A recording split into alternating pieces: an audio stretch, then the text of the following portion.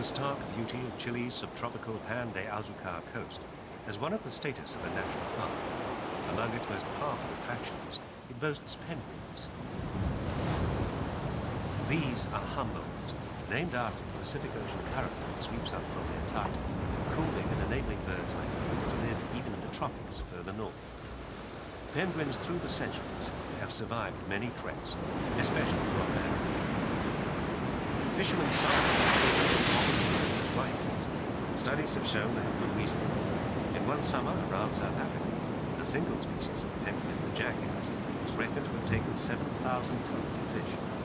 But public opinion and new laws have persuaded Chile's fishermen to recognize the commercial value of penguins as a tourist attraction that generates its own rewards. Even those who worked in the local Pacific crab market used penguin meat as bait for flying crustaceans and to yield to international pressure, which threatened to embargo exports unless the penguin killing stopped.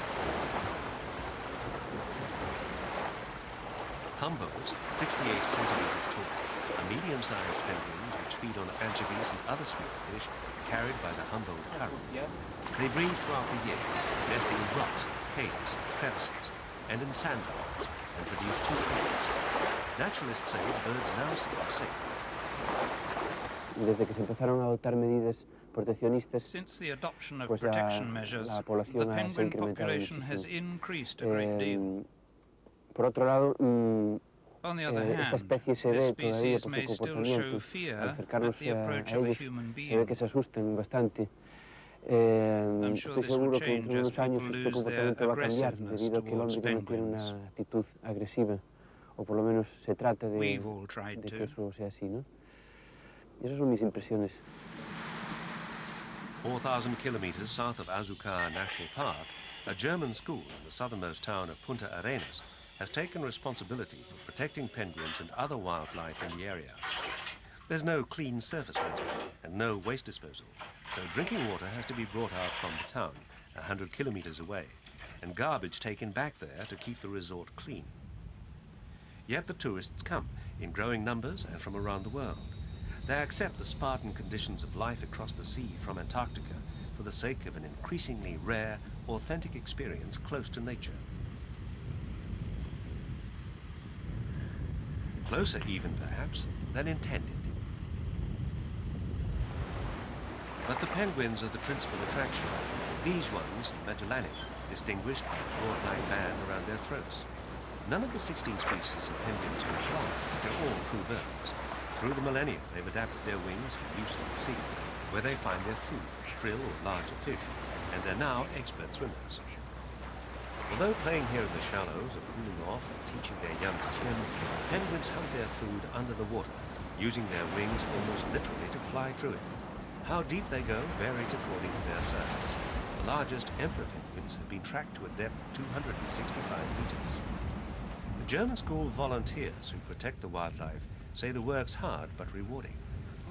What we do here is try and make the penguins approachable for tourists, keep the tourists away from disturbing the penguins who are throughout the season who bring up their young ones and teach them to swim and everything, and keep them from destroying all the caves of the penguins.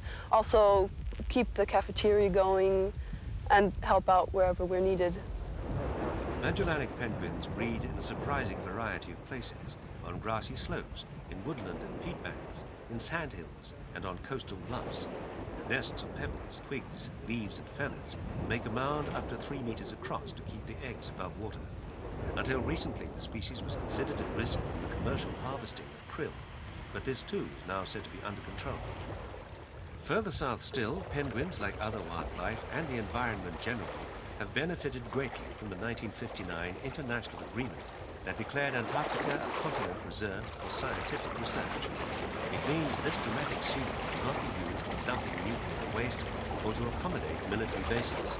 It means the universally loved penguin, this one, a gentoo, will be safe from the most terrible of man's threats to the environment. The aptly named chinstrap is often seen with gentoos. Like all penguins, they're superbly adapted to withstand the cold. With layers of blubber inside a fine string vest of down and feathers, that seal the bird in a wrap of warm air. Even on icebergs and in blizzards, the system's so efficient they can overheat. They wave their flipper wings not because they shiver, but to cool down. Studies show that in the Antarctic and the tropics, a penguin's body temperature is roughly the same. Making the Antarctic an international scientific reserve has to a great extent secured it for the penguins and other wildlife. It means that these gentoos, undisturbed by the fallout from men arguing about territorial boundaries and sovereignty, can get on with the really important business of life.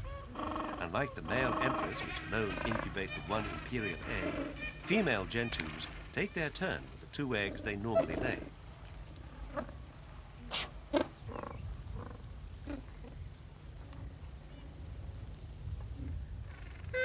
If commercial advertising is anything to go by, penguins enjoy practically universal popularity all around the world. Perhaps it's because they resemble the comically pompous in us. Whatever it is, it seems to have ensured happily that this endearing but once seriously endangered animal will survive.